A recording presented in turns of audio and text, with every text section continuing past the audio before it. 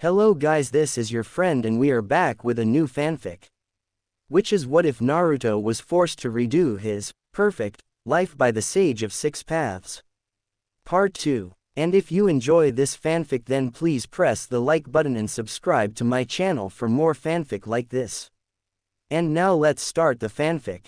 Naruto landed from his launch in a crouch, his body parallel to the ground as he touched down. Taking a deep breath, the ex-Hokage prepared himself for the kind of high-speed battle associated with elite-level ninja. You sure you don't need me for this, brat? Your fighting prowess is a bit on the short side, Kyuubi commented from his place in the woods. He had been watching from beginning to end, and he was a little less than enthusiastic about the odds of them winning. Nah, I'm fine. Kakashi isn't as strong as he was in the future. We're both handicapped here, Naruto responded. Slowly, he rose from his position, staring down his old sensei as the man did the same. Kakashi didn't seem too pleased with his reintroduction.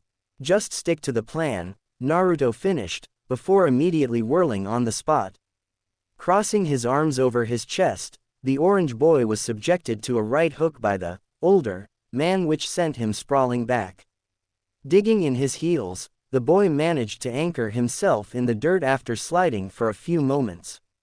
When he finally stopped, he managed a smirk while fighting off the urge to rub his arm from the place of impact. The man hit harder than he remembered. Was that revenge, sensei? Naruto asked. Kakashi, whose fist was still outstretched from his punch, had simply shook his gloved fist. Apparently Naruto wasn't the only one to get hurt from the exchange. No, the Jonin answered after a moment, that was an introduction. This is my revenge. Suddenly a copy of the Jonin burst from the ground behind Naruto. His hands interlocking fingers with the index pointing out, the ex-Anbu thrust it forward faster than the Naruto could react, and the boy was subjected to a devastatingly powerful poke in a place he would rather it not be. The boy flinched, pain becoming apparent on his features, before smiling a wicked grin. Weaving through signs, Naruto initiated his technique. Exploding clone jutsu, XXX. Kyuubi flinched as the memories of the shadow clone rushed to both him and his container. I will never understand your fascination with using that technique to counter that abominable prank. Kyuubi growled. He had taken to jumping through the forest to follow through on Naruto's plan. Little did Kakashi know that he had 4 people to work against. Naruto, who was nowhere near the fox, shrugged his shoulders. Through what could only be assumed as chakra magic did the fox manage to know of this. The exploding clone jutsu is a wonderful technique. Just what you need to cause widespread damage and let everyone know it was you. You know, if I didn't know any better, I'd liken you to Deidara. Naruto scrunched his face. Who are you talking about now? The boy asked. Deidara, the mad bomber who was a part of Akatsuki. You fought him before. Did I? Naruto asked. He had landed in a different part of the forest from where he was fighting his sensei. After looking around a bit, he found what he was searching for and rapidly made his way over to it. Tell me what he was like. Kyuubi deadpanned. He was the mad bomber. Do I really need to explain to you what he was like? Naruto didn't respond. That in itself was Kyuubi's answer. He was the blonde guy with the hand mouths, Kyuubi answered with a sigh. Inwardly he cursed the blonde boy's terrible memory. Seeing as they shared a mind space and thus internal thoughts, this wasn't an inward occurrence at all. I heard that, Naruto replied indignantly. I know, Kyuubi replied immediately. Anyway, Naruto continued as he threw his finding over his shoulder, I think I remember that guy. Didn't we tear his arms off? Kyuubi nodded. Sweet. I just noticed, but Konoha ninja had a history of tearing people's arms off. At this, Kyuubi raised an eyebrow. Is that so? The fox asked. Prove it. I tore off Deidara's arms. Okay, that's one, Kyuubi remarked as he started to move through the trees again. Seeing nothing to note these tallies on, he lit a tree on fire. Old man Hokage tore off Orochimaru's arms, Naruto stated. He had also started running through the trees at this point, and had noticed smoke coming up from afar. Was that you? Yes, Kyubi answered. So is this. And at that, another tree went up in flames. Also, I don't think that counts. He still had his arms. The Hokage just sealed his soul arms. Naruto scowled. He did that by tearing off his soul arms. It counts. Fair enough, the fox responded. He lit another tree. Dude, you already counted that one. Kyubi shrugged. Naruto groaned at his nonchalance. Then again, he himself had taken to randomly killing people. With his genocidal tendencies in mind, a thought occurred to him. Hey, Kyubi. Yes, meatbag, Kyubi answered. Does deity-induced damage control extend beyond just revival of people? Kyubi pondered the idea. I dunno, maybe. Why do you ask? Naruto looked off into the distance to where the smoke should no doubt be increasing as the fire spread. Instead of doing that, the smoke was slowly regressing, until finally disappearing altogether. Knowing the Kyubi's pyromania, Naruto decided this was probably for the best. Naruto was tempted to change the subject, but unfortunately their mind link worked both ways. Kyubi turned from where he was running in outrage. His most recent tree had already started to be put out. Oh, Kyubi, wait, no, calm down, Naruto stammered out. Hell, Kyubi, no, we can talk about this. To the no, Kyubi roared, and Naruto could feel the fox's ire as he raced back to the trees that were now perfectly fine. Inhaling deeply, the fox simply exhaled fire without the need for ninjutsu or hand seals. The fire engulfed the tree he was facing, and Naruto could feel the content wash over both him and Kyubi. This content was quickly replaced by annoyance as the tree was immediately put out. A still silence permeated their link. Kurama, are you? Naruto started to ask after a minute. He was interrupted by his tenant. Naruto. This means war. Naruto sighed again. Of course it does. XXX. Sakura watched as her teammate pretty much exploded and her sensei's clone disappear as the real Kakashi was once again torpedoed across the clearing. He went, thump, against a tree, before slowly falling down it and landing in a heap at its base. After a while of not moving, Sakura was pretty sure the man was out cold. Seeing the opportunity for what it was, she made her way over to him. Stopping only when she was within a few meters, the genin inhaled deeply before inching over to him. Slowly, as if not to disturb the man's rest, Sakura gently leaned over to grab the two bells and be rid of this for all. She wasn't entirely too sure who she was going to give the other bell to, as Naruto was the entire cause this was happening in the first place, but having them and not knowing was a much better situation to be in than not. Now, Sakura couldn't tell you what it was that told her to stop. Intuition, ninja instinct finally kicking in after all these years. Either one or both could be accredited, for as her fingers were mere inches from the bells a feeling in her told her to move. Knowing that doubt on the battlefield could lead to death, Sakura immediately complied, throwing herself to the side as something small cut through the air where she previously was. Rolling out of her dodge into a crouch, Sakura saw the image of her sensei shimmer before phasing out of existence. In its place was a single kunai embedded in the tree. Genjutsu, Sakura thought. With a scowl, the pink genin glared behind her to where Kakashi stood nonchalant. A second kunai twirled on his finger as he looked down on her, both figuratively and literally. Sakura stood up slowly. She retrieved a knife of her own as she did so. I have to admit, Kakashi droned as he watched her arm herself, I didn't think you'd be able to dodge that. It appears not all of you are useless. Sakura replied to him with a molten glare. You almost killed me, the girl spat out. Had she not been so incensed she would be surprised at the hostility in her own voice. Whether Kakashi himself was surprised, or even affected in any way at all by her tone was a mystery, as the man continued on without a care. I told you before, Pinky. The world you're trying to get into is not fun and games. The world you're trying to enter will attempt to kill you every chance it gets. The world you're trying to be a part of wants absolutely nothing more than to tear you limb to limb. The world you want to join so desperately is one filled with death, despair, and a lack of any sort of morals. And honey? Kakashi asked, leaning forward with a glint in his eyes. Sakura moved to answer, but she found it hard to with a blade against her throat. Blinking, Sakura could feel her sensei behind her, the clearing in front of her now empty.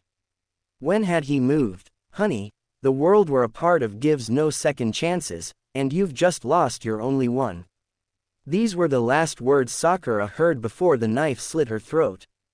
This is the world of Ninja Pinky, and unfortunately for you, I was your gatekeeper. XXX. Naruto landed back in the clearing and, with lots of flair, dumped his burden on the ground. He had spent the last few minutes falling from tree after tree in a fruitless attempt to calm the Kyuubi down. He hadn't succeeded in his attempt, but at the very least Kyuubi was focusing on a single tree now. I will win this, boy, the Kyuubi growled. Even now Naruto could hear explosions in the background. He winced at the wanton destruction being tossed around. Even though the Kyuubi was only targeting a single tree, the methods of his destruction was no doubt enveloping many. Fine fine. Roar into the wind all you want, fuzzball. Just be ready to fulfill your part when the time comes. Naruto heard the Kyuubi growl. It was deep and guttural, and reminded the Hokage of years long past when the being wanted nothing more than to eat him. Of course, Kurama still aimed to eat him even now, but it wasn't the deep-seated desire it was before. I care not for your petty little plans anymore, human. This is a matter between beings much more sophisticated than you. I do not intend to lose it. I didn't know you cared, Fox. I don't, Kyuubi responded. His answer was short and full of irritation. But I'd be damned if I lose to anyone besides you. Naruto, upon hearing the Kyuubi's response, made a small heart over his chest. Ah, you big sweetheart you. Are you acknowledging my power? Kyuubi chuckled. I admit you are strong, brat. But you are still just barely a blip on my almighty radar. What I'm acknowledging is your luck. In that aspect of yours, and that aspect alone, I fear the quantity you possess. There is no way that you should be able to spit in the face of such stronger beings so often and still walk among the living, and yet, here you are, you're smiling like an idiot, the likes of which you definitely are, by the way, and devising a plan against your old sensei. I definitely fear you, Naruto, but only because I have no feasible idea where your luck, and your unpredictability, ends.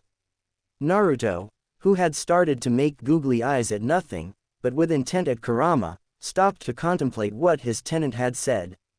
In his older body it was a deep and nerve-wracking experience, as even with his goofy nature Naruto was feared across the shinobi nation. In just a wave of his synthetic hand Naruto possessed more power and skill than even most of his own jonin. Now however, it looked little more than adorable on his fat cheeks and large eyes. That's the second time I've heard something like that. What? That you're an idiot? Kurama asked innocently. Naruto imagined a hammer falling on Kurama's head. Sure enough afterwards he could feel the fox flinching. Satisfied, Naruto answered, no, though I've heard too many of that as well. I've heard people say before that I'm just far too lucky. First Grandpa Sage said it and now you. I don't really see the connection. Are you serious? You're really serious right now? Naruto glared out a space.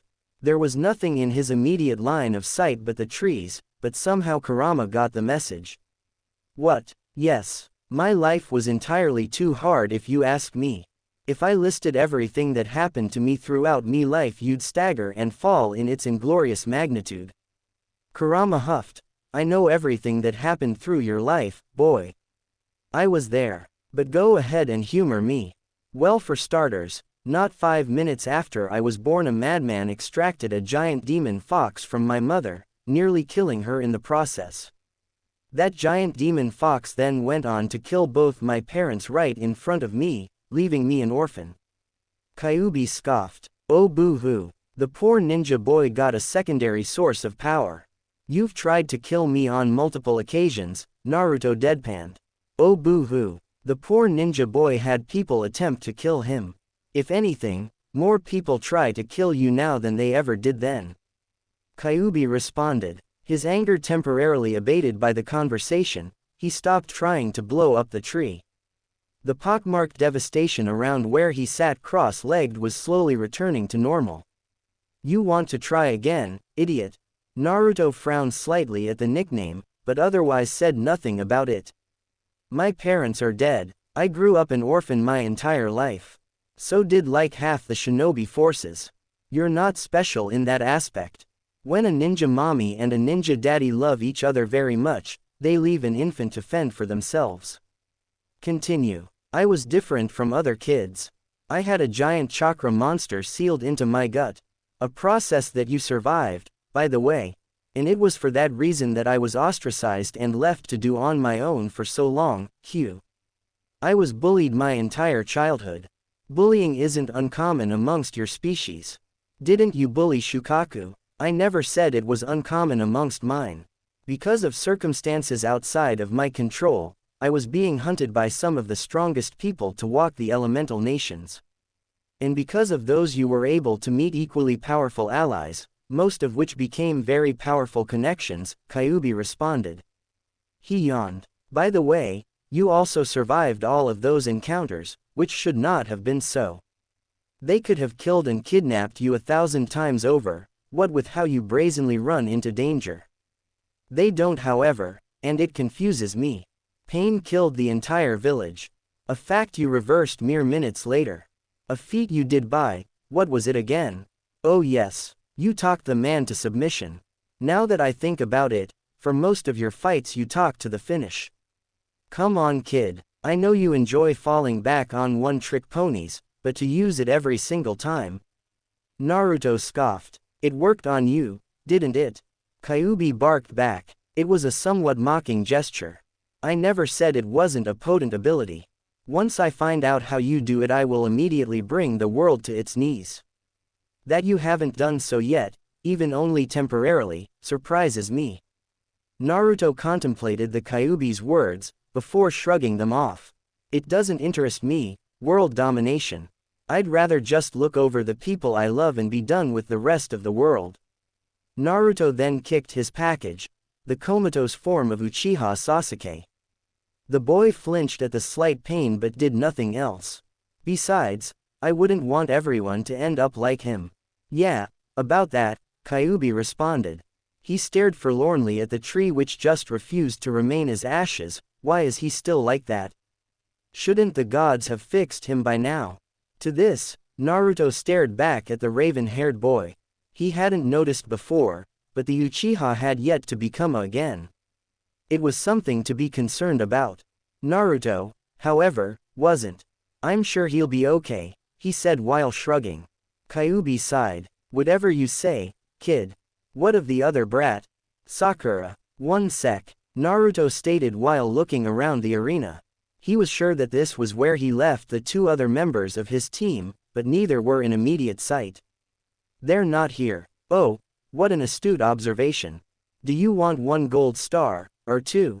Shut it, furball. They should be here. The porn books are over there, after all, and Sakura isn't strong enough yet to carry this fight elsewhere.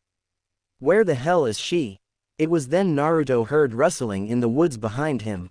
Out of the branches and bushes stumbled no other than his target, one Kakashi Hatake, and under his arm he carried a bloodied Sakura.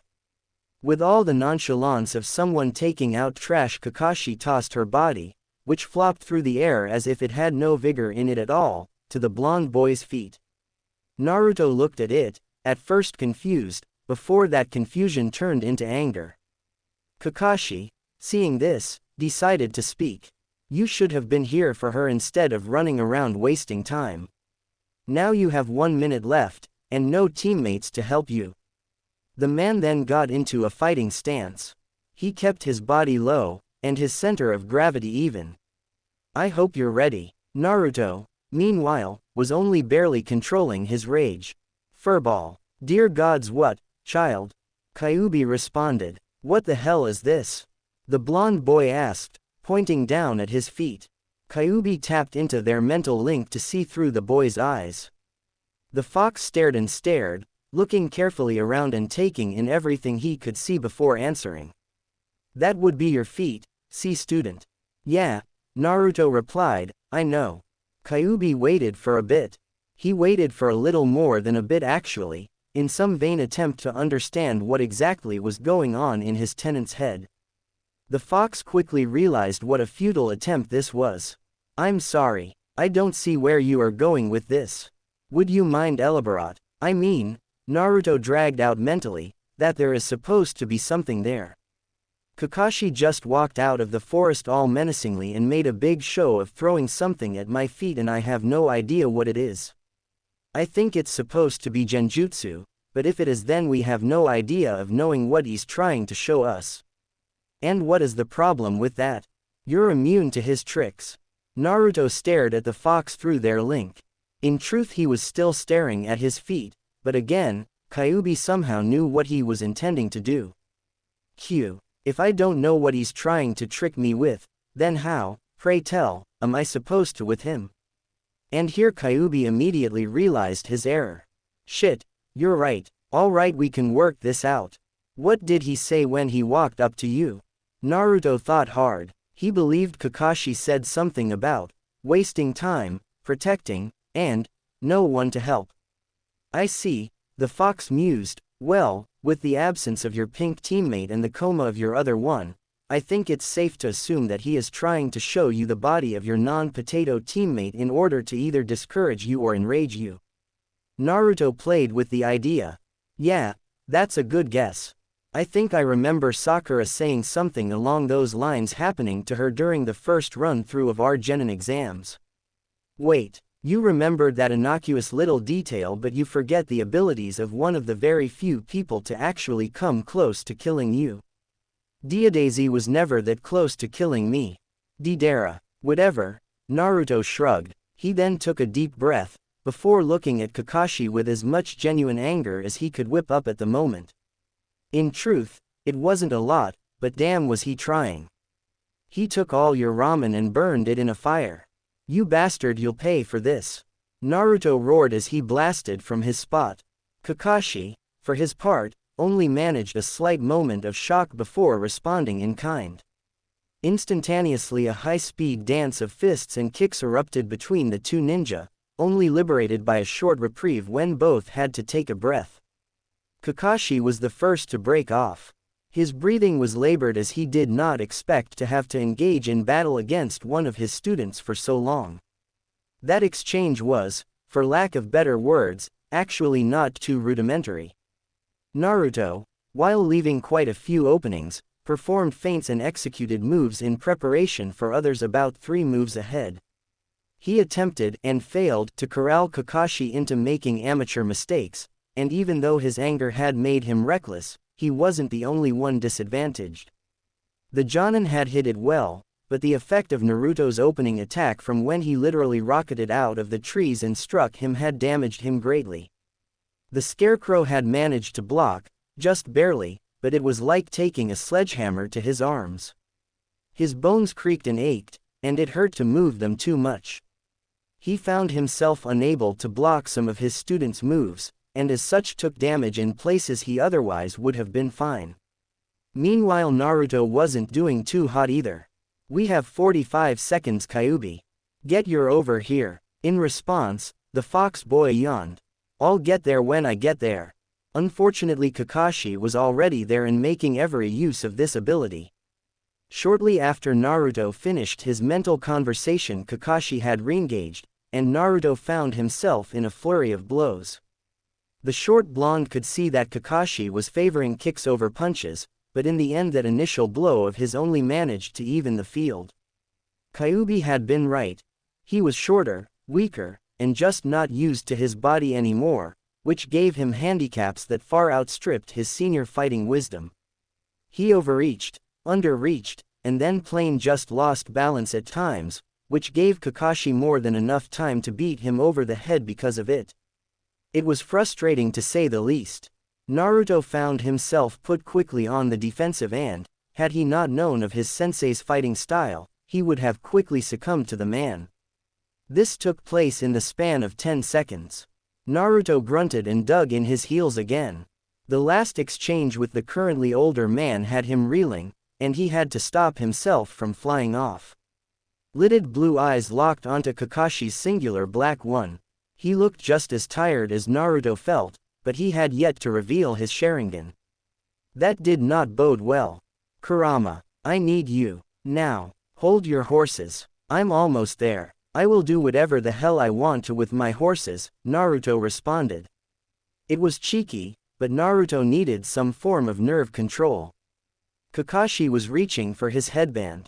Naruto wasn't entirely too sure he could take the man as he was now. Clumsy, injured, and barely holding on. You're more trouble than you seem, Uzumaki, Kakashi stated. His voice was low and menacing, and he stalked towards Naruto like a wolf ready to hunt. Naruto found himself repressing the need to shiver. How he wished he could still reach the top ramen now. I was always a prankster, Naruto responded.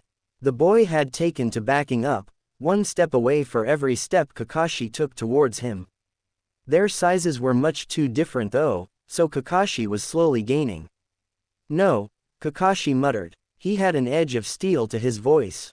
His hand had just gripped the bottom of his headband. You're stronger than you should be too.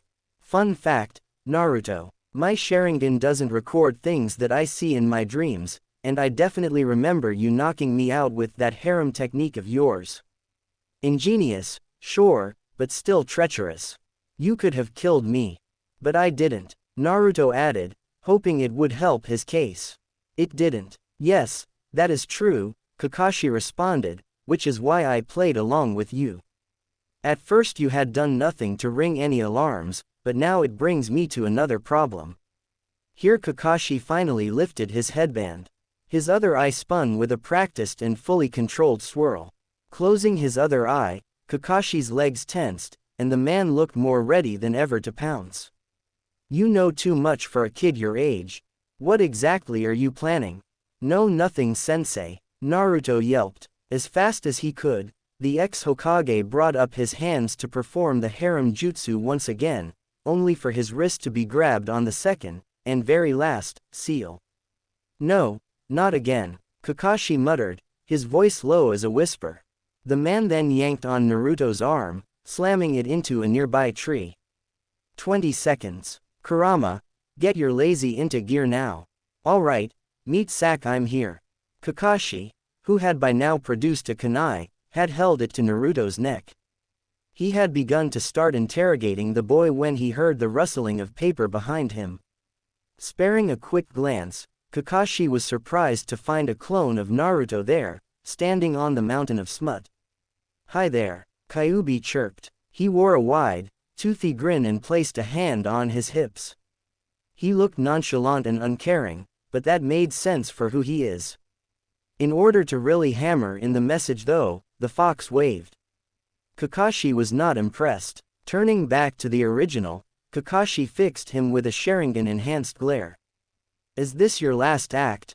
I expected better of you. A single clone won't be enough to stop me. Naruto laughed. Who said he was to stop you? Kakashi, who was now slightly confused by both Naruto's mirth, just turned back to the foxified boy behind him. Next to the boy now sat a barrel, the object quickly becoming a seat for the apparition. Hey, sensei, guess what's in here? Kakashi didn't answer. I'll give you a hint, the fox stated cheekily, I really love fire. And just like that, the fox boy jumped high into the air. Without nary a hand seal, the fox blew a small fireball down to the barrel, igniting it. Kakashi, slightly confused at what was going on initially, was in no position to stop what was happening. In an instant the barrel, as well as what gasoline had spilled all over the books, had caught flame, bathing the books in an all-consuming fire of indescribable heat. Naruto had to gasp for air as Kakashi lost feeling in his arms. No, Kakashi gasped out. He was forced to watch the scene not only in real time with his normal eye, which had opened unconsciously through shock, but with his Sharingan eye as well. He had witnessed the sacrilege burning of what he amounted to an almost holy book with his own 2 eyes, and now he could never forget. His Sharingan had once again copied something he wished it hadn't, and now this scene was burned into his eyes forever. Rage now overcoming his shock, he turned on the just now recovering blonde with hatred leaking out of his every feature. You monster! Kakashi growled. Naruto started chuckling. You don't even know the half of it. Kakashi had started stalking towards Naruto once again. His hand flinched, now devoid of any smut and with the urge to start up a Chidori. Give me one reason I shouldn't tear you apart. They were all in there. Kakashi stopped. Excuse me, all of them, Kakashi-sensei. Every single Ika paradise in existence in this village was in that bonfire. Congratulations. Kakashi, whose hand was about to spark slightly, started to shake.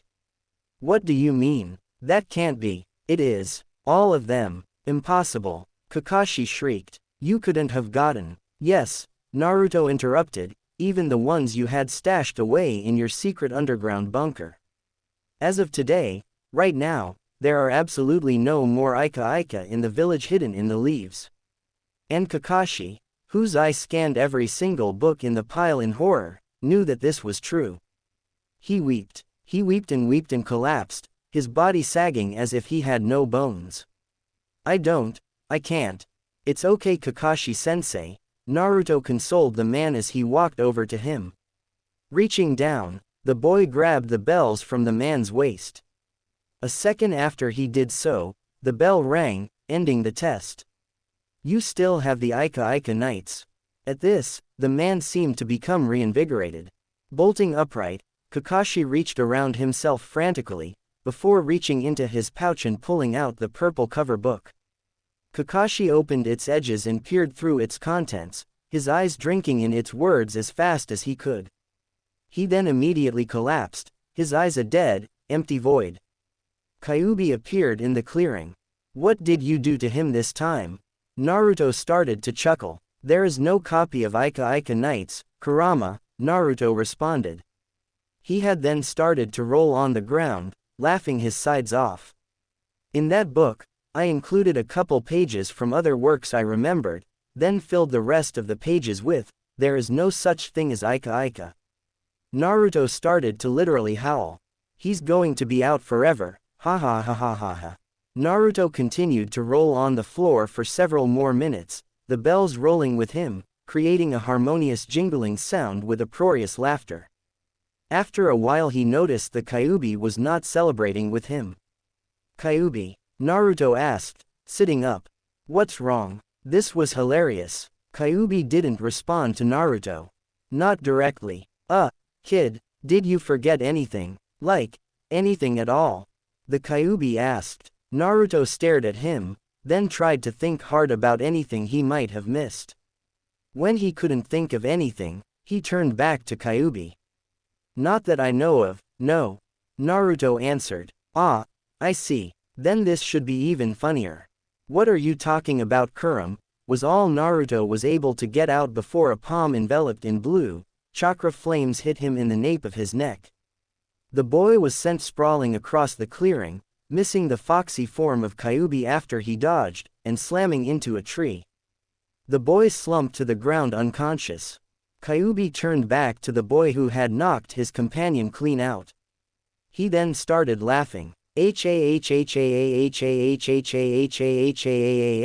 Kyuubi roared, that was golden.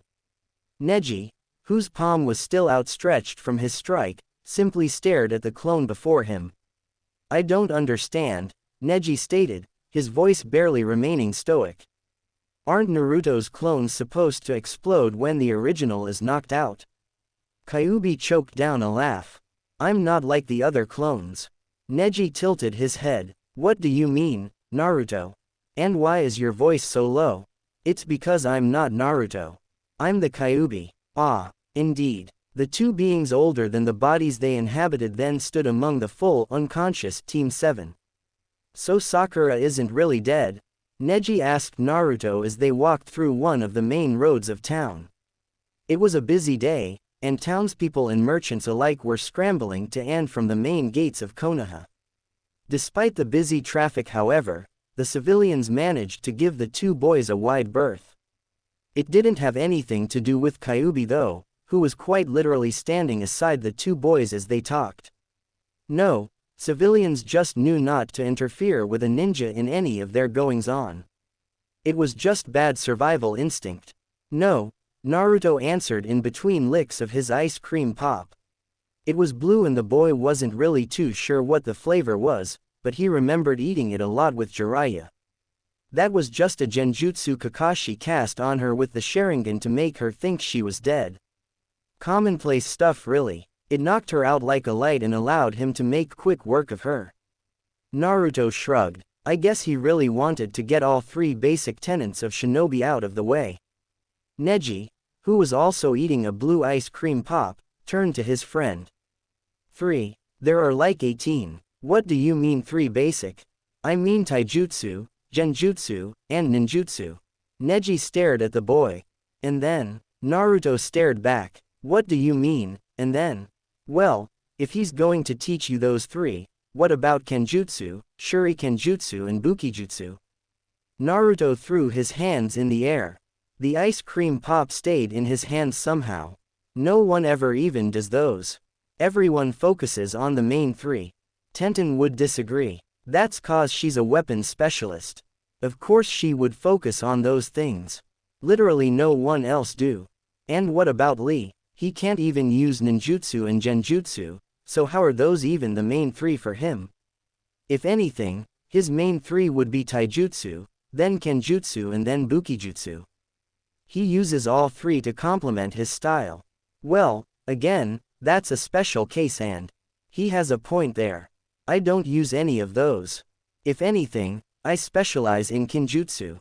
Kyuubi replied. He was slightly more done with his ice cream pop than the other 2. No one outside of the time travelers seemed to notice the foxy boy was there, and so every so often he tripped someone. Naruto started to grind his teeth. You're not even a ninja. And what about Lady Tsunade? She doesn't even use ninjutsu. Or genjutsu either really. It's all crude taijutsu and healing jutsu. She grew up to be Hokage. To be fair, she was like a million years old and she was trained by Grandpa Thirden. And there's even you. You barely know either ninjutsu or genjutsu. You use clones and lots of taijutsu, so one could say that you're not even on that list of main 3, what with how you bastardize 2 of those tenets and flat out ignore the 3rd. At this point Naruto got fed up. Charging a Rasengan in his hand, then crushing it, Naruto used the latent kinetic energy to punch Kyuubi through a building. The establishment collapsed on him. Neji could barely contain his shock. Naruto! The blank-eyed boy screamed. He pointed to the destroyed building, his mouth agape. What? The blonde asked. What the sage was that? Oh, that, Naruto asked. He started to scratch his head. If I compress the Rasengan's energy in my hand, I can focus the power into a punch and… What? Neji sputtered. No, I mean the destroying of the property. How many people could you have just killed? Yeah, and don't even worry about what happened to me. Kyuubi muttered, climbing out the rubble. And I was almost done with that popsicle too. Naruto shrugged. I dunno. Probably a lot. It was a big building. Why? Neji looked like he was going to burst. Since when were we about killing innocent civilians? How much have you changed in the years, Naruto? What happened to the Naruto who was about protecting his loved ones and everyone in the village? Naruto stared. Well, I'm still about that, I guess, the blonde answered, just back in our own village. Not this one. What's the difference? Neji asked, his eyes ready to bulge out of his head. These people could have grown up to be the merchants who protected you or something. Neji by this point had started to pace back and forth. It was obvious he was trying to work out how to fix this. Noticing Neji's panic, Naruto realized something. Neji didn't know about the rules of the time jump. Naruto walked up, or tried to walk up, to the boy, but he found the process rather hard as Neji was pacing quite fast. Wait. Hold on Neji. There's an… Okay Naruto, I have a plan. Keep in mind the only reason I'm going to help you is because you resurrected me. So here's what we do. I'm going to cause a distraction. With the city in chaos, you'll take Kurama and hightail it as fast as you can from the village. Wait, Neji, I don't think you understand. Not now, Naruto. Neji snapped. I'm trying to save your life. Naruto turned to Kurama. That was an interesting idea actually. Can we die here? Kurama responded with a half-hearted shrug. His next action was to take Naruto's quarter-done ice pop. I suppose it's going to be hard for you to evade Hunter Ninja for too long, but in our past life you were a Hokage, so they shouldn't pose too much of a threat to you. Neji, wait a minute. There's something you need to. Then I suppose that you can make a living in Suna. They're not too friendly with Konoha right now, right? We can hide you off there. Then Neji got a really excited look on his face. You can talk no jutsu the case cage. Kyuubi put his hand on Neji's shoulder. The boy looked at the fox boy in alarm. I assumed you to be the responsible one. Don't go around suggesting such liberal use of dangerous techniques ever again. Aren't you the creature that created an ability with the sole purpose of destroying large amounts of landscape? Naruto asked. And yet here I stand, almost wholeheartedly assuring you that it pales in comparison to what your technique could do. Around here Neji started to sober up. Yes, you're right, Mr. Kyuubi. Please, I prefer Lord. I was going on a bit of a wild spree there. Neji continued, completely ignoring the fox from that point on. But the point still stands. We have to find some way to get you out of here. If the Anbu arrive and see what you've done, they'll surely, why is the house reformed? Sure enough, the house had reformed. That's what I was trying to tell you, Neji, Naruto assured the Hyuga. With a slightly reassuring look, Naruto attempted to say his next words carefully. Nothing we actually do here has any consequence. Elaborate, Neji stated. He was staring at the house. Literally staring at it, Byakugan blazing, as the house reformed itself in front of his eyes. It would be captivating if it weren't so completely ridiculous. Well, to put it simply, the gods and powers that be find my life supremely hilarious. They want me to relive my life exactly as the way it was before, and for that reason they will not let me do anything out of the ordinary. Anything that I do that goes against the grain, such as destroying houses or... Naruto trailed off. He looked around a bit, before finding a suitable target. With the grace and ease of a man who had trained to become the strongest fighter in the shinobi world, Naruto threw his kunai and pierced the head of a man walking down a street almost 3 blocks down. Naruto had pat himself on the shoulder for firing the blade around the many civilians between them, but Neji could only look on in muted horror. Killing people, yes, Neji finished. The boy appeared to be looking at the reforming wreckage of the house still, but since his Byakugan was active, Naruto knew he was also keeping an eye on the villager, who was now standing back up. Casually, the villager pulled the bloodied kunai out of his skull and dropped it to the ground, before continuing on through the village with a recovering hole in his face. So, nothing matters what we do? Neji asked. By now the house had fully reformed, both inside and out, and the people inside had started to move about as if nothing had just happened. Nope, Naruto answered, not so long as it doesn't somehow correspond with what was actually supposed to happen around then. Well, I really wish you had told me that sooner. Why? Naruto asked. They had started walking down the street again. Because, Neji responded, if you had, maybe I wouldn't have tried so hard to stick to the proverbial plan. I've been walking on eggshells trying to do exactly the same things I had done all those years ago. Not easy when it happened almost 4 years ago for me. Try like 30 for me, Naruto responded. Try never for me, Kyuubi chimed in. Yeah, I've been meaning to ask about that, Neji asked, Naruto. Neji pointed to the Kyuubi. That, Naruto commented offhandedly. Yeah, when we became partners I didn't really think it fair for us to be sitting on uneven terms, so he can leave pretty much whenever he wants. The only reason he ever stays inside me anymore is cause he's too lazy to find his own apartment. I don't find the housing market too favorable right now, Kyuubi stated matter-of-factly. Plus, people don't usually have too much success selling to a gigantic, fire-breathing fox with extremely malevolent intentions. Neji stared. He doesn't fit in well with the neighborhood watch, Naruto clarified. I have a feeling he's what the neighborhood is watching for. Besides, it's nice to have backup whenever I need it. If something goes wrong, I can just have him come out and nuke everything. It's not even a problem anymore because, according to recent findings, my nuke will immediately be reversed. Whoopee. Kyuubi didn't sound as enthusiastic as he should have been. And everything will be reset. We've used it to retry the Kakashi incident. Neji quirked an eyebrow. The Kakashi incident? Yes. The Kakashi incident, Naruto repeated. Neji waited for Naruto to elaborate.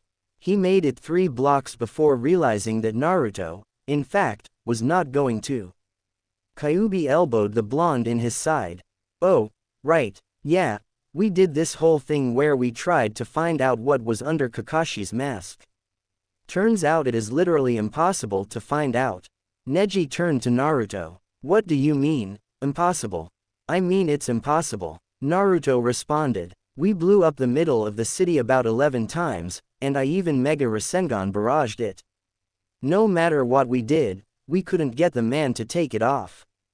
We even severed his head once. Neji gagged. Eventually we just gave up. It wasn't worth the effort. Neji regained his composure. Wasn't he Hokage? Neji asked. Yeah, what of it? Naruto responded. He had to get his face on the mountain, didn't he? Well, yeah, Naruto answered slowly. He wasn't sure where this was going. So, didn't he have to get his mask removed? I'm pretty sure it's in the mandate for him to remove it. Naruto balked. Well, yeah, it is in the mandate. Naruto started. Neji raised his eyebrow. I feel like there's a but in there. But he still somehow got it up there. Neji deadpanned. You're joking. I'm not, responded Naruto. How did he? Neji trailed off. I believe it had something to do with, it's either this or Ika Ika being the national literature. I see, Neji responded. XXX. It's usually around here that one would chronicle the adventures of Team 7 as they undertook numerous D-ranked missions and tried their very hardest to catch Tora. However, because of the way the story is, that's going to be incredibly boring. Allow me to sum it up for you. Sasuke was a vegetable, Sakura was a bubblegum princess, Kakashi was a suspicious cyclops, and Naruto spammed the entire ordeal with clones until it was done and over with. As for Tora, it's dead and never coming back. Continuing. XXX. Team 7 made their way into the room that was designated to hand out missions. Kakashi, one eye on his smut book and the other on his team, followed behind his 3 precious genin. Normally this would be an easy phrase of speech to pull off, but Kakashi still had his Sharingan covered, so one eye was doing the labor of both. These days Sakura had taken to following Naruto around on their missions. She still had a crush on Sasuke, don't get her wrong, but the boy was entirely unresponsive to anything other than extreme pain. It was easier to just waste time with Naruto, rather than force herself to talk to what amounted to a brick wall. So what do you think we'll get to today, Naruto? Sakura asked. She walked with a springy gait, leaning forward slightly with her hands behind her back. It had been a few weeks since they, just barely, passed their genin exam, and it had sure done wonders for the girl's mood. Hanging out with Naruto had all but turned her outlook on life around. With Naruto's happy-go-lucky attitude and personality, Sakura couldn't help but have some of the boy's features rub off on her. I'm not too sure, Sakura-chan. Naruto responded. He had an inkling, but it was just a guess. It might be the wave mission. Kyuubi yawned from inside Naruto's gut. Using a nail, the fox picked meat chunks out of his teeth. It did happen around now in the past. I know, Naruto thought back, but we can't let them know that, can we? Inside the room sat 3 figures, the most notable of which being the aged Hokage that sat in the center seat before a long table. On his left sat Iruka Yumino, the Chunin with the scar over his nose just smiled and waved as Team 7 walked in. On the Hokage's right sat an unfamiliar Chunin. His face was indiscernible as it was buried in papers. The Hokage levied a deep laugh as the team approached. Done with more missions today, are you Team 7? I expected nothing less of your team, Kakashi. Said Jonin could only manage a noncommittal grunt. Tearing his eye away from the book in his hand, Kakashi spared a quick glance at Naruto before turning back to his novel. I don't see how you could. A member of my team has a penchant to create armies, sir. This statement earned a chuckle from both the Hokage and Iruka, but the mirth didn't extend to the Cyclops. Without a further word, Kakashi turned back to his book, a blue, hardwood-covered one, and continued reading. Seeing the conversation was going nowhere else, the Hokage turned to the children. And how are my newest soldiers shaping up? Are you learning a lot under one of my best ninja? The wizened man asked. Somehow, the elder shinobi known as the Professor had always projected a genial, grandfatherly aura. It certainly helped in instilling loyalty in his older years of being Hokage, and by the time he passed the mantle onto his successor he had already passed on from being a stern commander in the eyes of the younger generation of shinobi. Sakura was definitely one of the generation of ninja who could barely see Hiruzen Sarutobi for the war-born and raised tactician he was, and thus answered him in a jovial tune. We're fine, Hokage-sama. Kakashi-sensei has been teaching us chakra control and teamwork exercises, as well as working us on physical training. Hiruzen chuckled and nodded gently. He spared a quick glance at Kakashi, who had met his eye briefly before turning back to his book. Hiruzen turned to the next genin in line. And how are you doing, Uchiha-san? The old man asked. Once again his tone was gentle and inviting. One would be hard-pressed not to expect some sort of genjutsu. Unfortunately, such geniality had little effect on what basically amounted to a walking asparagus. Sasuke's answer was silence. Hiruzen once again turned to Kakashi.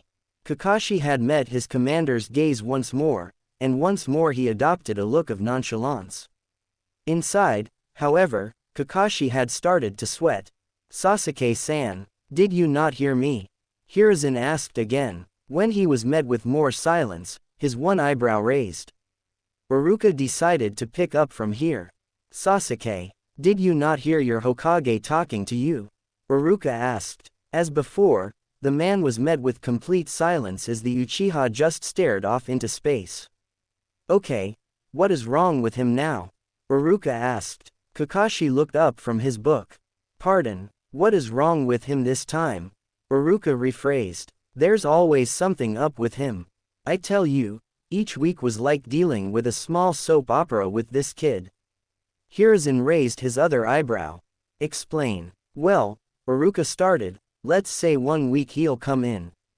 He'd be completely fine, and arguing with Kiba or Naruto over something stupid or another. It's friendly banter, so I let them play for a bit until class starts. But then another day comes, and he's ignoring everyone. Even me. I swear, the female students would be so unruly during those days I can't even. Yes, that's fine Iruka, the Hokage interrupted. So this kind of behavior isn't unusual. Well, no, not really, Hokage-sama. Iruka managed to get out. Then this is fine, Hiruzen stated, ending the conversation. He turned to the last genin. Truthfully, it would be the one he was most interested in. And what of you, Naruto? Yes, and what of you, Naruto? How are you gonna answer this man, now that you're actually a Hokage yourself sent back in time? The Kyuubi asked. How the hell do you think I'm gonna answer? Naruto thought back. Immediately Naruto focused outward and on the man who amounted to being a grandfather to him. Somewhere in his mind he had still barely reigned in his joy at seeing the Hokage again, but the effect had slightly dulled. This day was not the first he had encountered the aged man. On that day, Naruto had cried and hugged the Hokage for about an hour, with the universe constantly resetting around him. Now, he was just slightly sentimental. Taking a deep breath, Naruto prepared his lengthy answer. Well, to be honest, I'm completely and totally batshit upset, Gramps. That statement earned a few turned heads. Even the paperwork Chunin stopped his machinations for a bit. Excuse me, Naruto sighed. It seemed he was answering that question a lot lately. I mean, that I'm disgruntled, Gramps. Didn't know you could pronounce words bigger than 2 syllables, punk. Kyuubi remarked. Naruto thought very rude words to him. I'm pretty damn upset. Naruto continued. Every time I see you, I tell you that I'm actually a 36-year-old man from the future who became Hokage after settling down and having kids, and every single time you refuse to believe me. If this wasn't bad enough, immediately after time resets to just before I say anything, ruining the entire reason I starting talking in the first place and wasting my breath. Admittedly, Naruto couldn't blame them for being speechless at his tirade. It took him a minute, but Hiruzen, being the leader, managed to recover. What, Naruto? What are you talking about? Are you Oka? And then time stopped. The world turned gray, and everyone with the exception of Naruto froze where they were. In a flash of light, Neji appeared next to Naruto. The Hyuga turned to Naruto in supreme annoyance. His eye twitched as he leveled the blonde with a glare. Really? Again? How many times do you need to do this?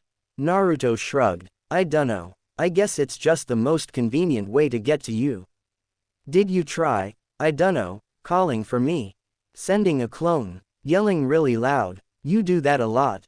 Do you really feel the need to freeze the very construct of time and space in order to have a conversation with me?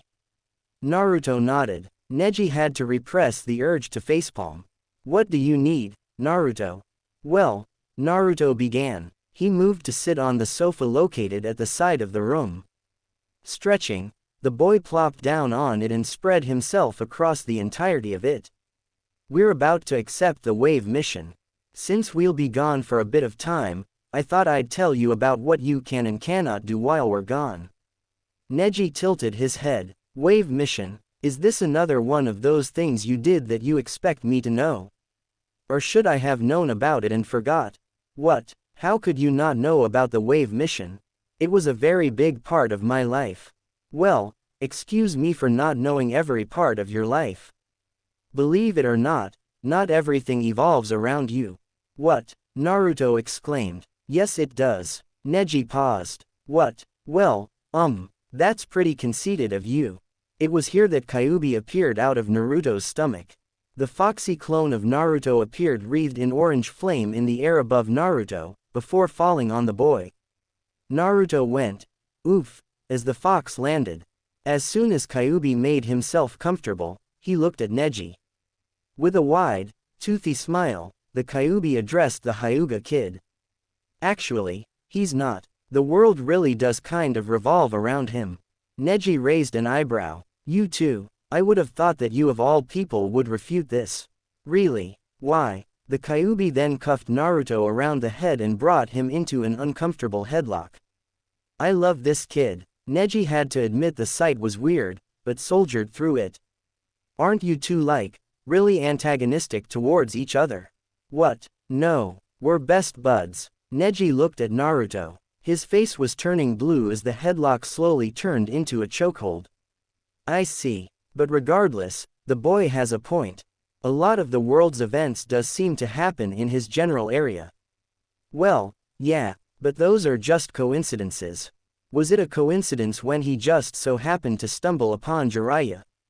Well, yes, it was. Anyone could have just stumbled upon him.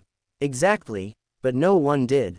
Only Naruto came across that man just squatting in open daylight.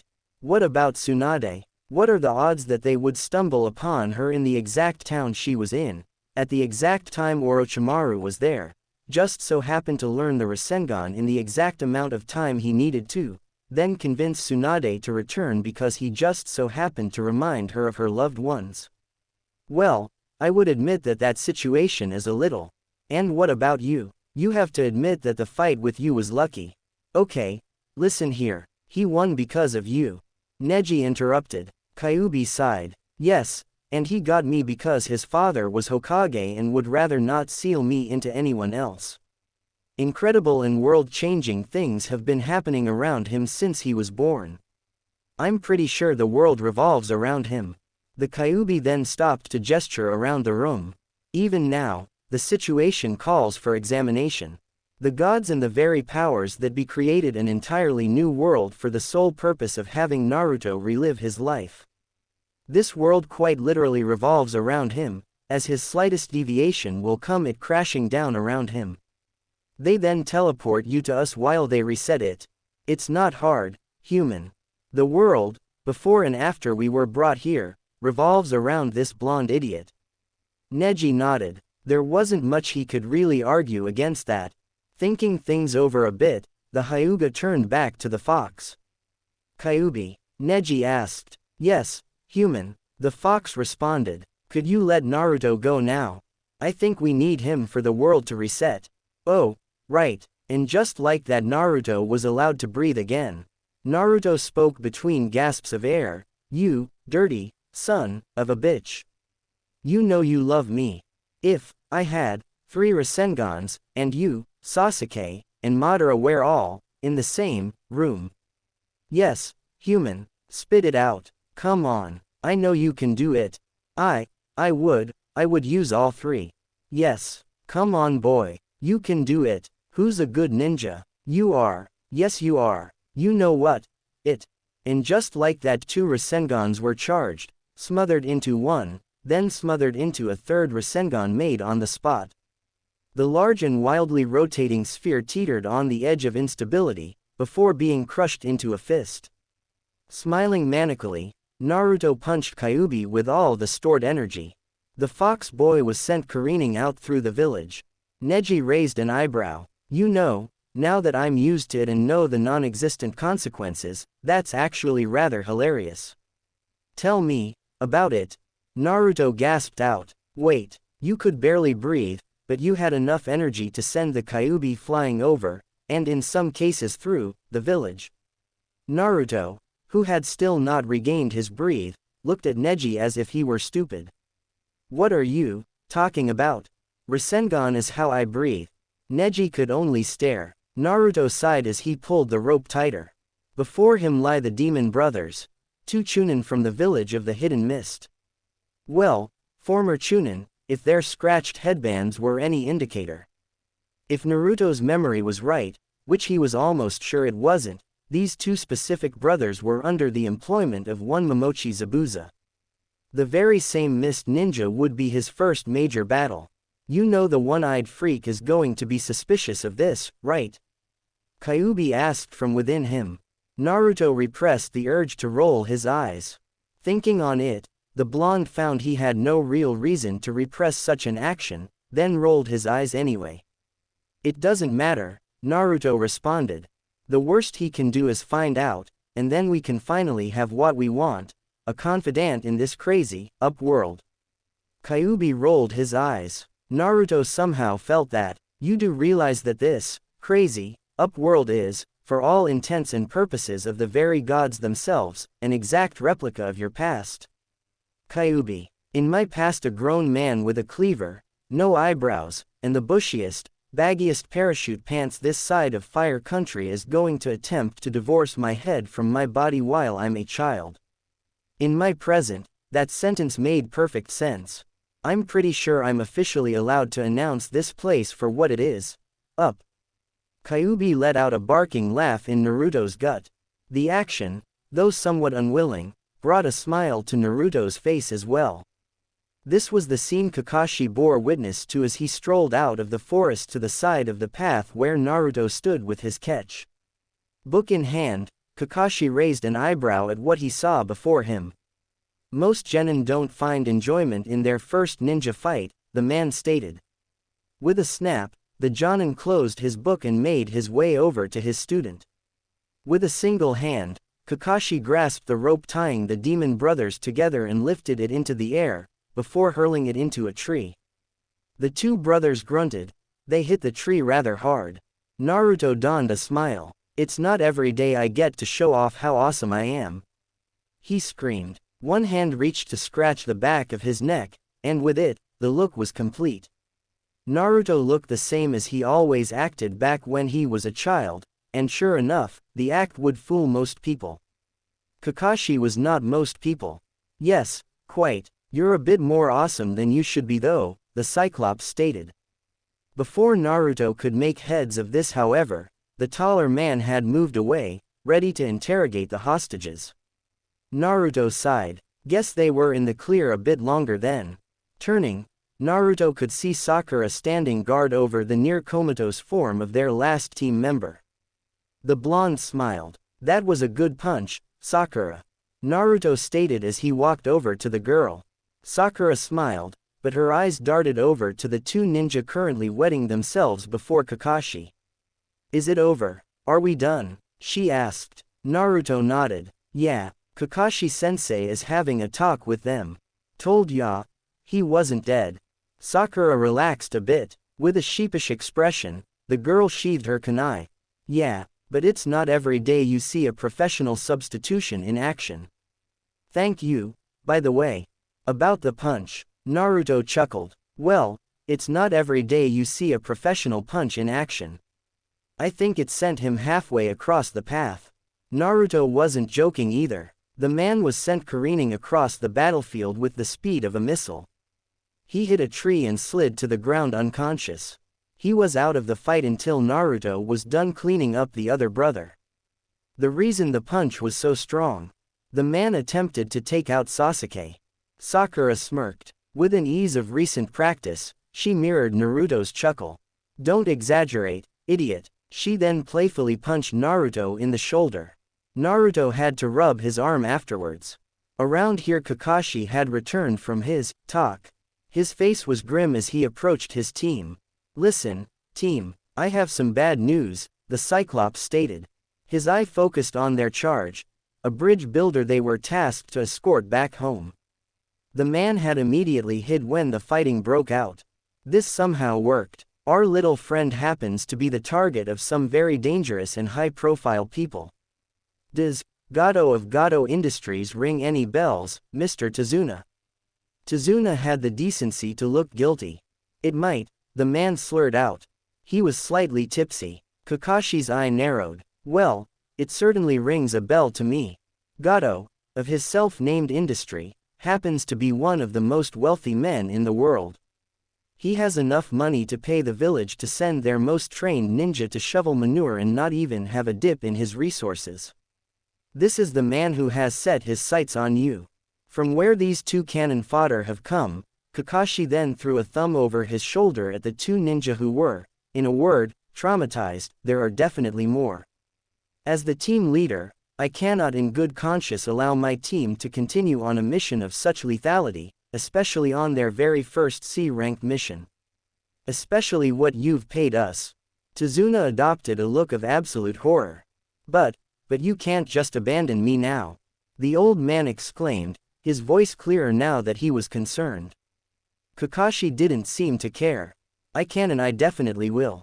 You may not notice, but I have my precious little genin to worry about as well. I can't have my first team just die on me on their first actual mission. My credibility would be tarnished forever. Tazuna's eyes widened. What? Is your credibility worth more to you than the lives of countless men, women and children? All of which have been suffering half their lives under the rule of a tyrannical dictator.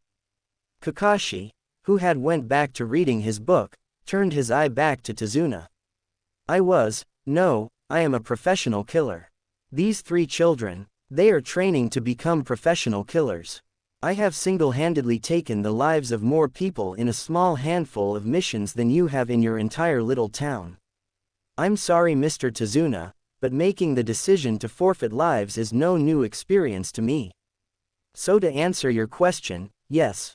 My credibility is definitely more valuable to me. Kakashi turned his eye back to his book. I value the importance of a human life as much as the next guy, but random lives in a random town mean vastly less to me than the lives of my three little cuties. You may not know this, but even these three are high priority in my village. That doesn't matter much to me though. It also just so happens that among them, one of them I happen to like. Around here, Naruto excitedly started raising his hand. Is it me, sensei? Kakashi eyed him. Nowhere even close. So is it me, sensei? Sakura tentatively asked. Kakashi shook his head. Nope. Try again. There's only one option left, sensei. Naruto whined. Try again, Kakashi sang. Is it me? You already asked that, Naruto. It's worth a second shot. It's Sasuke. Sakura stated. She didn't want to start the two on another rant. Yes. Good girlie, Kakashi drawled. He complimented this with the turning of a page. What? Why? Naruto asked. Because he's quiet. You'd be surprised how far that goes. Naruto grunted. He shuffled off. Kakashi turned back to the bridge builder. Back to you. I'm terribly sorry. I really am, the Jonin started. His voice held absolutely no sorrow. But I'm going to have to decline. I guess that Ika Storm debut is going to be put on hold again. Tazuna grumbled. Excuse me, Kakashi asked. His voice rose an octave or two. Ika Storm. The next Ika volume coming out. Yeah, it was meant to debut in Wave, the setting being based on my hometown. With the way Gato Core has been draining the economy, it couldn't exactly make a proper debut. I had thought that with you guys helping us, we would free my country in no time, but it appears I was wrong. Oh well. Tazuna grumbled once more. With a flourish, the man shook his wine bottle to gauge the amount of liquid still in it. Sneakily, Tazuna threw an eye over to the Jonin as the man contemplated his words. Kakashi was still, almost silent even as he turned the words over in his head. After a minute, Kakashi's mind was made. Team, we're continuing the mission. Sakura blanched. What? I said, we're continuing the miss. No, I know what you said. Sakura clarified. What I meant was why. What happened to protecting our fragile, innocent lives and caring for your favorite student? Kakashi made a dismissive motion with his hand. I just said those things to get Tazuna off my back. I don't care too much either way about you guys. However, Kakashi then turned a mean, one-eyed glare to the back of Naruto, who was studying a nearby tree. Because of one of you, I am now suspiciously low on my storage of novels with no actual way of replenishing them. I think saving the town would be a nice forward payment towards getting free issues for life. Tazuna chuckled at the man. Your bluntness sure is rough, boy. Kakashi smiled. This action wasn't evident anywhere on his body besides his eye. Please, sir. I'm 26 years old. Sakura was getting fed up with their actions and decided to reinsert herself into the conversation. Wait, hold on. What if the rest of those ninjas actually kill us? Don't we get a say in this? Kakashi rolled his eye. No, you don't. But I'll humor you. Let's have a vote by show of hands. Majority wins. Sounds like a plan. Sakura voiced. Kit, vote against it. It'll be funny to see how the gods handle us going back to the village. Kyuubi stated from where he and Naruto were eavesdropping. Already on it, Naruto thought back. All those who want to continue the mission, raise your hand. Kakashi stated in a sing-song vote. He then raised his hand, an action not mirrored by Naruto, Sakura or Sasuke. Nodding his head, Kakashi continued. Now, all of you who wish to go back, raise your hand. To this, Naruto and Sakura raised their hand, to which both Kakashi and Sasuke did nothing. Briefly, all four other people on the road stared at the comatose boy who responded to neither vote. I've been meaning to ask, but is that boy okay? Tazuna asked. His question was dismissed immediately by all three of the other ninja. So the votes have been cast. Kakashi drawled. And it seems that we are moving ahead with the mission. Both Naruto and Sakura did a double take. What? How the hell did you manage that? Naruto asked incredulously. It was R2 to your 1. Yeah, what the hell, sensei? Sakura added. Kakashi just nodded his head, a pensive look on his face. Yes, indeed. But as your group leader and teacher, my vote holds more than yours do. With my vote counting twice of yours, and you both voting against me, we come out at a clear tie. Naruto balked. So how the hell does that mean that we're going ahead? Well, Kakashi started, we can't very well just stay here in this road forever, which means we need a veritable tiebreaker. Do you have anyone in mind? Naruto and Sakura looked at each other, before looking around the clearing. First their eyes fell on Tazuna, who stood behind Kakashi with a gleaming smile on his face. Shaking their heads, they turned slowly to the last member of their team, who stood stock still behind them. He was not moving. And no, we don't, sensei, Naruto muttered. I see, Kakashi drawled. He turned another page in his book. Well, it just so happens that I do. Mr. Tazuna. Yes, Sir Ninja. What do you think we should do? I think we should move ahead, Sir Ninja. Tazuna responded. Very well, my good man. Kakashi answered. He looked to his two students who stood with stock expressions on their face. It looks like we're moving ahead. XXX. Naruto lounged over the side of the boat as Team 7, along with Tazuna, rowed their way towards port in the country of Wave. Idly, the boy played with the water as the man in charge of the boat kept them moving steadily forward. Unbeknownst to the rest of the people on the boat, Naruto was fiddling with a low-level water technique Iruka, the future one, had him learn. The waves, as long as his hand dipped in the saltwater every so often, would veer slightly off to the side of the boat. Naruto sighed. I'm bored. Sakura rolled her eyes. We know, Naruto. You've said it 13 times already. Well, make this 14. I'm bored, Sakura. Is there nothing else for us to do while we sit here? You can sleep, Kakashi suggested from his point near the helm. His eye was buried in a book as he lounged near the front. Naruto shook his head. You'd probably leave me behind when we dock if I did that. Next try. You can shut up, Sakura suggested. Naruto rolled his eyes. If that was something I knew how to do, I'd have done it by now. Next. Did you try expanding that jutsu you're using? Kakashi asked. Naruto's eyes flashed over to Kakashi. His single eye was still on the book in front of him. If asked though, Naruto could swear the cloth covering his other eye was just slightly out of place. The blonde raised an eyebrow. No, I believe it's just right. We're almost there anyway, Naruto responded. In response, Kakashi managed a before turning a page. Right after this interaction, the boat slowed before coming to a stop. The rower let out a sigh of relief upon docking. Phew, the rower exhaled, that was a much easier ride than I thought. Usually the trip is much more turbulent. Kakashi and Naruto's eyes met. Yeah, ninjas tend to have more fortunate bouts with nature.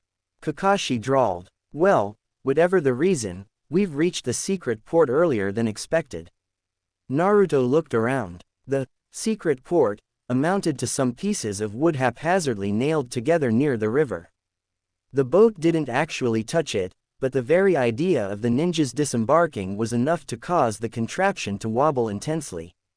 Naruto stared. Are you sure that's entirely safe? Been used forever. How long is forever? Sakura asked. Ever since Gato started oppressing us seriously. And how long has that been? The boat rower scratched his chin. For about as long as I can remember. And when was the last time it was fixed up? Naruto asked. Do you really think we can afford fixing things around here? I see. Naruto and Sakura deadpanned together. The rower rolled his eyes. Listen, don't complicate things. Just use the secret port unless you want to fight all of Gato Corps at once. I mean, we probably can. Kyuubi yawned. Probably. Naruto thought. Wait, we aren't using handicaps. You ninja can stand on water anyway, can't you? The rower finished. At this, Kakashi spared a look at his three students. Overlooking the suspicious stare he sent Naruto's way, doubt clouded his eye in regards to the other two. Especially Sasuke. Honestly, Kakashi was happy the boy could breathe, let alone walk. We'll take a rain check on that. Team. Off the rickety death boat and onto the rickety death plank. Stat. Naruto and Sakura grumbled as they followed their leader's words. Sasuke breathed. It was becoming more and more fascinating by the day. The genin debated on how he functioned without them. I think he acts on primal instincts. Naruto stated. You know what that is? Kyuubi asked. Of course. Are you sure? What? Yes, why? You're excited to see a man who is even more excited to kill you. When was the last time someone wasn't excited to kill me? And therein lies the problem. Nah, he just kind of bumbles around his house until I place food in front of him. Sakura commented, oblivious of the conversation happening in Naruto's head. He'll eat when he's hungry, but he won't prepare anything. He'll literally just cram the first thing he can grab in his mouth. Naruto stared. I don't think I want to know how you came across that information. Sakura shrugged. I don't think you want to know what else I did. With a shiver, Naruto agreed with his teammate. Deciding he needed to know nothing else, the boy continued on walking towards Tazuna's house. Yeah, he kinda just dropped the conversation like a stone. Good thing too, because as soon as he did there was rustling in the trees. Both Naruto and Kakashi turned to the noise. In a bush, leaves on a lower branch bristled for a bit before a snow rabbit emerged, eyes darting back and forth in fear. Kakashi turned away, deeming the threat inconsequential, but Naruto stared at it a moment longer. After a minute, he too turned away. Kyuubi. Yes, brat, you're a fox, right? The Kyuubi responded, but it was full of such sarcasm that it didn't translate into text well. Naruto rolled his eyes. I meant that since you're a fox, you hunt rabbits, right? The Kyuubi, who was considerably less excited that his sarcasm was unheeded, replied. Yes. Granted, I'm not a normal fox by any means, I have tried my hand at the craft. How did it go? Naruto asked. About as well as you would expect. Which was? I burned both it and the entire forest to the ground. Oh, Naruto deadpanned. Why? 'Cause I'm pretty sure that something is wrong with that bunny. I mean, I know that it's Zabuza's attempt at a distraction, but still, it just seems wrong. It's really bad. Was he trying to tip us off? Kyuubi shrugged. One couldn't fathom how Naruto interpreted the action. Maybe Mist Ninja are just bad at stealth. What? Impossible. They are the original creators of the silent kill technique. So, Kyuubi asked. That doesn't mean anything. You usually know when a Kiri ninja is going to silently kill you, so it doesn't even matter. Just because the actual murder is silent is irrelevant. It's not exactly stealthy to drown an entire area in mist to silently kill someone. Pretty sure anyone that survives would know it's you. Well, maybe that's how they do it. Naruto started. No one will know it's you if there is no one to know. And that, my friend, is why I like the mist. Naruto chuckled. Really? Are you sure? And here I thought it was because of their bloody mist traditions. What the hell is that? Kurama asked. They used to have the students kill other students in order to graduate as a ninja. Zabuza took it one step further and killed his whole class. I think he was the only one in that generation of genin to actually become a shinobi. At this realization, Kyuubi was quiet for a bit. Only a bit though. Naruto, the fox rumbled. I have to meet this man. Can do. Naruto responded as he ducked. As he did so, a giant mass of solid metal came spiraling out of the forest. Spinning with a whirring sound, the sword just barely missed cleaving off the head of the 5 travelers, with Kakashi having grabbed Tazuna and Sakura, and Naruto ducking himself. Sasuke hadn't moved at all. Apparently this was not in the man's calculations because the blade still missed him. Naruto turned on Kakashi with a scandalized look on his face. Sensei, what gives? Kakashi stared at the boy. You didn't even try to save me. Oh, Kakashi answered, my bad. You're bad. You almost let me and Sasuke die and all you have to say is, you're bad. Kakashi scratched the back of his head. Well, yeah, you're both fine. It could have killed us. Naruto yelled. No, Kakashi responded, it could have killed you. Sasuke was fine. Ahem. Zabuza grunted from his place on his sword. Aren't you guys forgetting something? In a minute, Naruto stated. He waved his hand at the man dismissively, his attention never leaving Kakashi. Back to you. Yeah, it missed Sasuke, but I could have still been hit. A fact that I'm sure would be fatal had you not dodged. Kakashi drawled. Yeah, it would have been. What if I hadn't? Well, it's a good thing you did. Now that you mention it, even I barely noticed it in time, and yet you went down before even I did. Very curious. Kakashi, please don't tell me we're doing this right now. Naruto said. The statement was full of exasperation. Oh, we are definitely doing this right now, Kakashi drawled. His voice and tone was still bored, but it carried with it a hint of probing, nauseating teasing. It's Sensei, by the way. Naruto rolled his eyes. Are you seriously telling me you almost let me die because of some crazy suspicion you have about me? It was a risk I was willing to take. Seriously, Naruto screamed. His face then turned blank. Oh my sage, you're actually doing this right here, right now. With a deranged criminal staring down our necks, you're doing this. Zabuza, who had by now been just standing on his cleaver for the couple or so minutes they were arguing, decided that maybe he should sit this one out. He discreetly signaled his accomplice to do the same. After hearing the comment about him being a deranged criminal, he looked down at himself. Did he really come off that way at first glance? Was it the parachute pants? Hey girlie, Zabuza called out. Sakura turned to him. She was slightly apprehensive, but seeing that he only wanted to talk worked to ease her nerves slightly about the man who had just tried to kill her. Yes, Sakura replied. Zabuza looked at her in surprise. I was talked about the black-haired one, but you'll do. Zabuza commented. Sakura had to hold in a laugh. Tell me, what about me makes me seem like a deranged criminal? Sakura had to seriously wonder about the man's sanity. You mean besides the fact that you just tried to behead us all? The genin asked. Unfortunately Zabuza didn't learn about sarcasm in his youth. He was too busy killing all his friends. Yes, the man stated simply. Sakura didn't know what to think of that. Instead she looked the man over. Her eyes quickly focused on the lower half of the man's body, and her answer suddenly seemed clear. It's the parachute pants, Sakura commented without hesitation. The man slumped in defeat. I knew it, Zabuza sighed. With his left hand he picked at the material. Well, I think they're cool.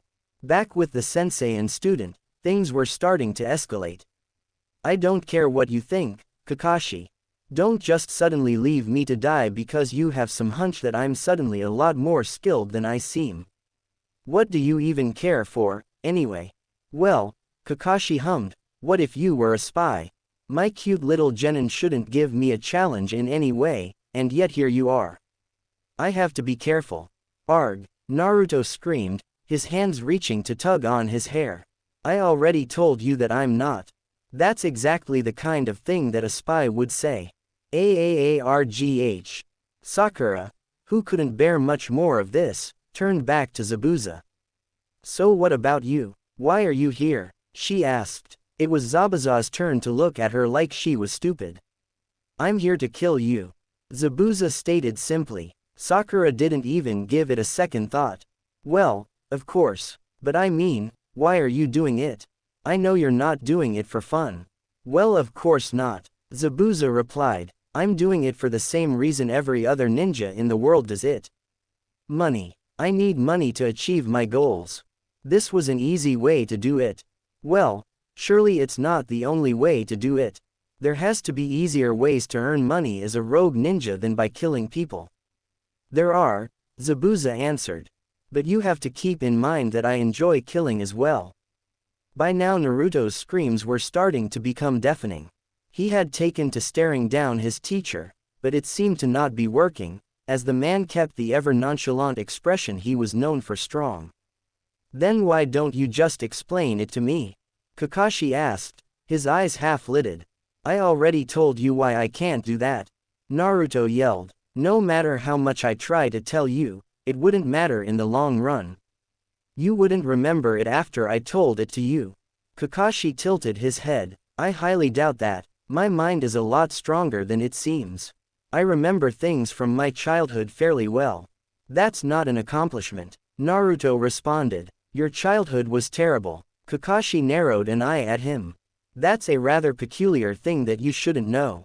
Naruto rolled his eyes. No, it's not. Everyone from your generation had shitty lives. That's not a unique thing. Kakashi was forced to nod his head to that. Still, I would rather like to hear it. Well, that's tough shit. I see. Well then, don't expect me to save you. Naruto muffled his screams by burying his head in his jacket. Kakashi turned back to Zabuza. And what in the 6 paths of the sage do you want? The Junin asked. Zabuza, who was now in a deep conversation with the pink-haired genin, turned his attention to the scarecrow. Are you done? Zabuza asked. He had his head propped on his knee as he sat on his blade, which was embedded into a tree.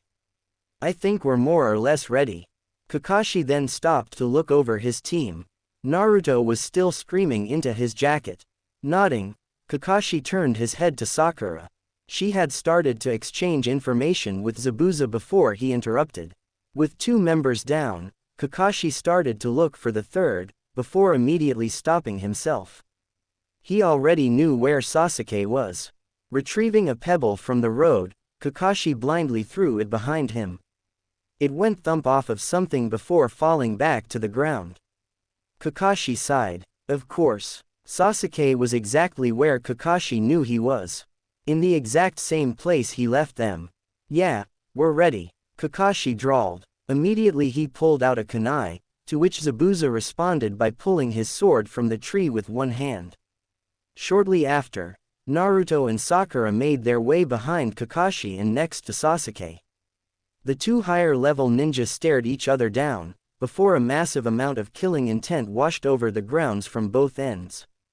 Zabuza stared forlornly at the overall indifference the genin were handling the situation with. He stared back at Kakashi. It seems your little brats are more worth than they seem. To not crumble under my killing intent means that they're at least half of a ninja. At this, Kakashi fished to look over his shoulder at the children. Sure enough, none of them were fazed. I've had worse. Naruto stated. He had his hands folded behind his head, looking a perfect picture of nonplussed. I just had a rather interesting conversation with you, Sakura commented. She had a slip of paper in her hand with Zabuza's information on it. It's hard to be afraid of someone after that. Sasuke said nothing. Is that kid alright? Zabuza asked. I mean, I thought at first he just had the skill necessary to dodge my attack, but at this point I'm starting to think he's just dead. He was promptly ignored. Let's do this, Demon of the Hidden Mist. Kakashi grunted, and just like that the battle was on. The first thing Zabuza did was flip through one-handed seals. Ending on a dime, the ninja of the 7 swordsmen chuckled darkly. It's time I show you my secret technique, the man muttered. Glee was apparent in his eyes. Hidden Mist's most famous ability. With this, Kakashi of the Sharingan, your time here is you. Was all the man was able to say before a kunai of pure, unbridled energy literally exploded from the tree lines. It shone in a myriad of colors as it quite literally pierced through the air on an unimpeded flight. The kunai, as if noticing Zabuza, impossibly changed its flight path and arced in a 90-degree angle. Settling on blue, the kunai crackled with limitless electric energy and chakra before piercing to through the man's leg. Zabuza fell to the ground in pain, shortly before crying out once more as the latent electricity of the blow coursed through him, rendering him unconscious immediately. The kunai never once stopped to observe any of this though. Its work here done, it once again shone in a myriad of color before blasting through the treeline once more. Its bloodlust would not be sated here today. Back with the group, all the gathered ninja could do was gape. Naruto was the first to recover. Oh, so that's where that kunai went.